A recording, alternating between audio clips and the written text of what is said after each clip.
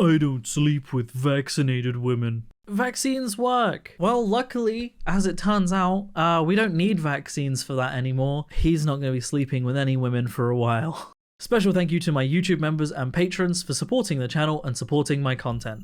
How's it going, everybody, and welcome back to another subreddit video. Today we are going to be once again returning to r/vaxxhappened. Been a little while since I did a video on this. I got the flu and have recovered now, so I thought what better time to make a video on vaxxhappened, especially because my whole family got this flu, right? Everyone in my family got sick. We've all been sick for like 2 weeks at least, apart from my dad, which funnily enough, he is the highest risk member of the family. When we all got COVID, he got very ill with COVID. He's the highest risk member, has the most health issues, which means he's the most vaccinated, which also means he was the only one in the house that didn't get sick. It's funny how that works out, isn't it? That the one that had all the vaccines didn't get the illness. Strange. Who could have predicted that happening? Anyway, let's take a look at the subreddit, shall we?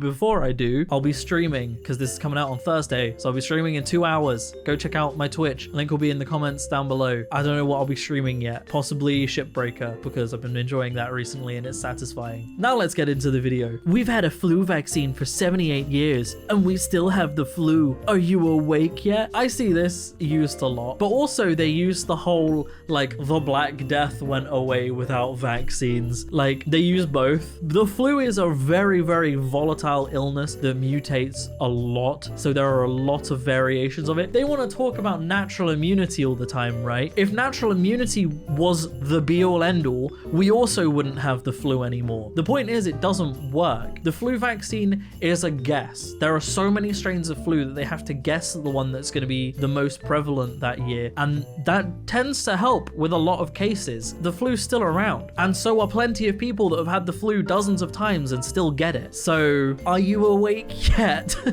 Yes, they use aborted fetal cells to flavor Coke and Mountain Dew, to name a few. Yes, it's freaking true, and yes, it's very disgusting and disturbing. It's not true at all. What flavor could you possibly get from aborted fetal cells that they would need to put it in Coke and Mountain Dew, that would even be necessary? There's no flavor that would come from that would benefit that in any way. None at all.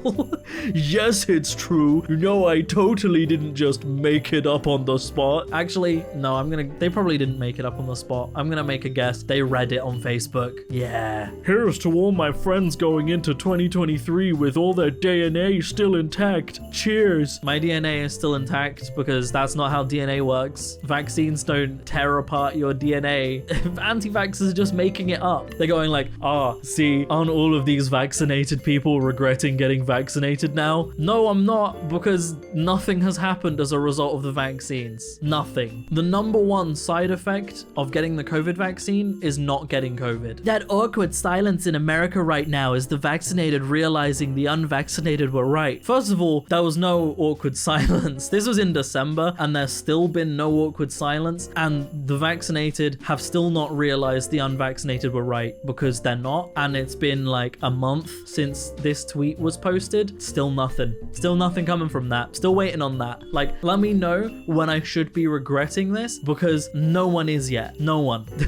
As if there's been an awkward silence in America, and as if America hasn't been in its most vocal state the last like year, especially with the last election and everything that's gone on. There is definitely not an awkward silence going on right now. And if there is, it's the fact that the Republican Party just vetoed electing their speaker on the anniversary of the day they tried to stage a coup.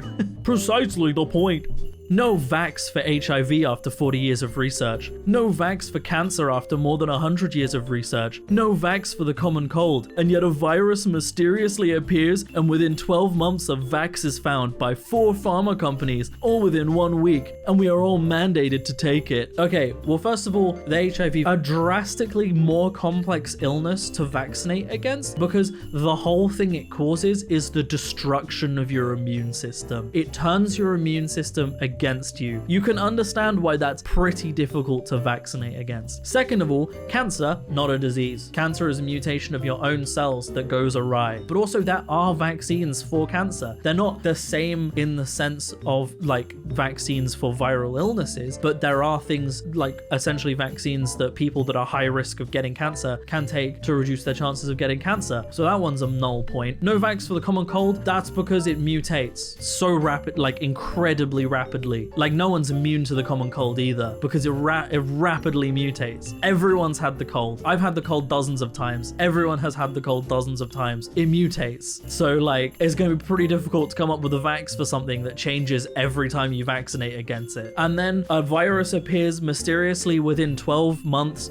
and a vax is found. I think the problem we have here is that we don't use COVID's scientific name enough, right? We call it COVID. We don't call it SARS-CoV-2 nearly enough, because I think that is the really important aspect. We call it COVID-19 because it was discovered in 2019, but calling it SARS-CoV-2 would really drive in the fact that SARS-CoV-1 has existed for years and vaccine work has been put towards SARS-CoV-1 for years. They've been working on vaccines for it. The difference is COVID-2 was a rapidly spreading pandemic, so more resources were put into vaccinating for that. But the vaccine study for it has existed for years. It's just CoV-2 instead of CoV-1. That's the difference. But the study has been there for years. Like, people don't acknowledge that, especially anti-vaxxers, because they're making bad faith arguments, will refuse to acknowledge the fact that study for it has existed for years prior to CoV-2 turning up. But the first variant has existed for years. Really proud of my wife. She's double jabbed, refused any boosters. She's sitting beside me with a serious COVID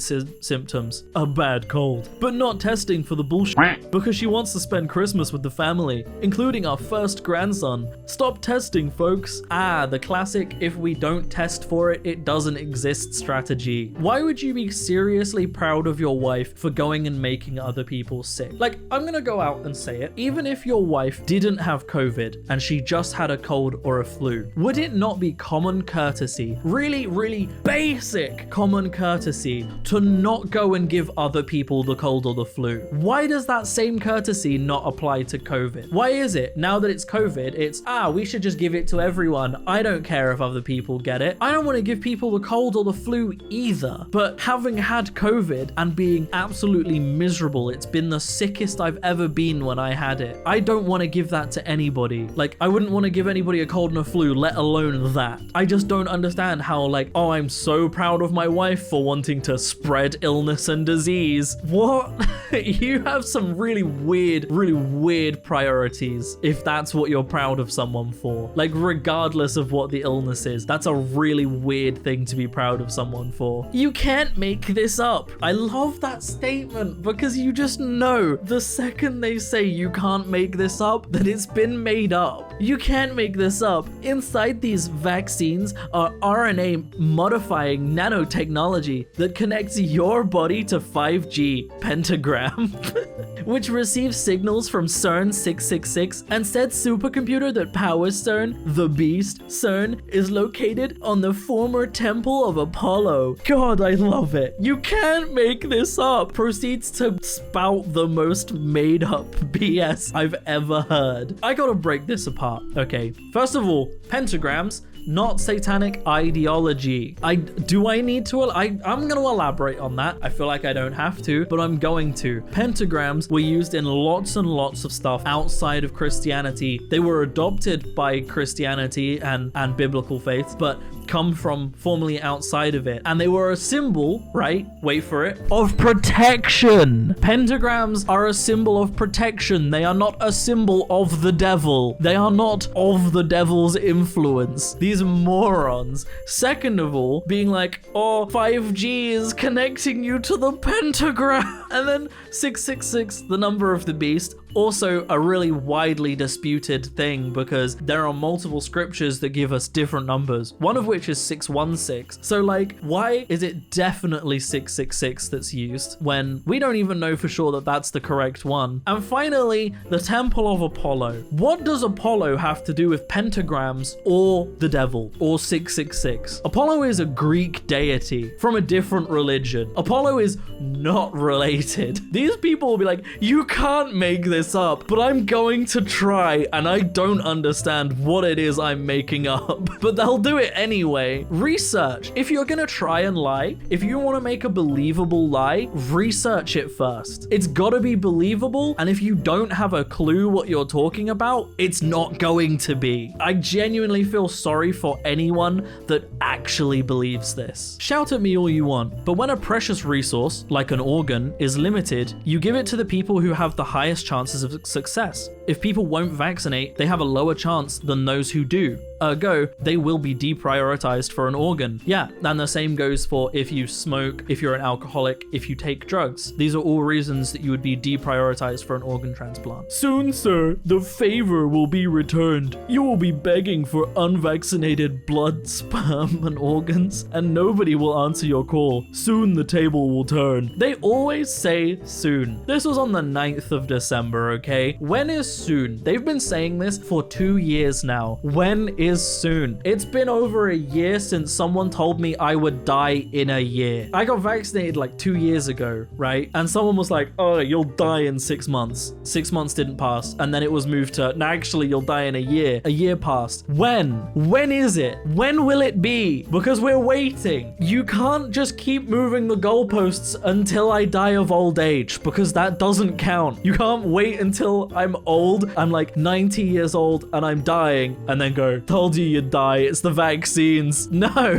There are 51 pediatric deaths from COVID or COVID symptoms. The rest dies from other causes but had COVID and no severity. There are 700 plus pediatric deaths from the COVID vaccine. No, there aren't. They're making up numbers again. This is always their strategy, right? You'd think, right? Let's go ahead and say they want to use stats. Why do they never link them? And why is it whenever they do link them, it's a really sketchy website? Like, it's always the sketchiest website. There's no official studies. There's no proper studies done. It's some like antivax.bill.g.france.america.com. And it's like, you click on it and your antivirus immediately gives you a warning and it brings it up and it's like, here's the stat. And it just says a number and it's like, oh, of course, the most reliable stat. Wow. And then QAnon goes and like makes a website and uses the stat from that one, and then they all link to QAnon instead because they think that that's clearly more trustworthy. The reason there's no non-sketchy sites and no support and no stats that back up or support this is because they don't exist, because it's a lie. It's a made up number. That's really the end of it. If they knew the COVID vaccine was dangerous and causes heart problems, why would they mandate our whole US military to get the vax? Posted in r/conspiracy. Thank goodness someone is getting it. I really hope this is someone that's actually in on these conspiracy theories that's like, actually this point doesn't line up. Because yes, why would they? Why would the US and the UK and any country mandatorily vaccinate their entire military force to get something that's killing people? They wouldn't, would they? Like,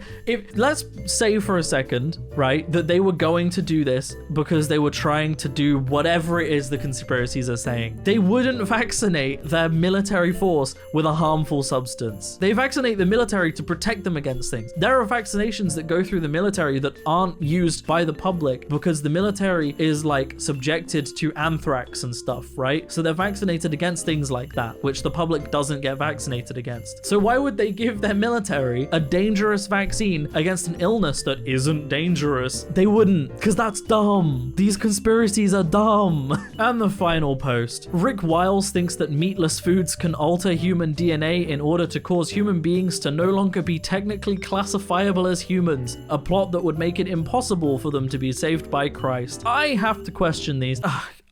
do I? Yes, but do I want to? No. First of all, what could possibly be in meatless foods? And meatless foods is so broad, like, do vegetables count? But like, soya comes from soy, which is a plant. Soybeans are a plant, you know. Corn and a lot of other meat products come from like fungus and, you know, that kind of thing. Most meat-free meat replacements are derived from plants. There's no like sketchy chemicals there. But also, I've really gotta question faith here. Coming up with a conspiracy like this and their faith in their God. How could you possibly believe that your God is all powerful, omnipotent and omniscient, everywhere at once, controlling everything, part of all, right? Created the entire universe. How can you believe that that exists, but also if you eat meat-free products, he can't recognize you as a human anymore? Like, how can you believe that? How could you possibly believe that eating meat-free foods is gonna confuse the all-knowing God to the point where he can't redeem you? He created those meatless foods, right? If that's what you believe, like, good Lord. Christians, they love being like, God is everything, but then also being like, but however, loopholes. It doesn't make sense. It really, really just doesn't make sense. Nobody listen to this man. For the love of all that is good in the world, do not listen to Rick Wiles. He is clearly insane and doesn't understand what God is. And that's where I'm going to end the video, everybody. I hope you have enjoyed. If you want to support me in making more content like this, then I have a Patreon in the description down below, or you can click the join button on the channel to join me. I hope you have all enjoyed this video. Thank you to everyone that does support me. You are all incredible people. All of your names are up on screen. It means so much. We're going through January right now, and January is famously a rough time for YouTubers because everyone's ad revenue drops considerably. I don't know why it is. YouTube has never explained it, but it's been ongoing for years. So I genuinely appreciate everybody that contributes to the channel. Genuinely, it means so much. Other than that, I hope you have enjoyed. And as always, I will see you in the next video. Peace out.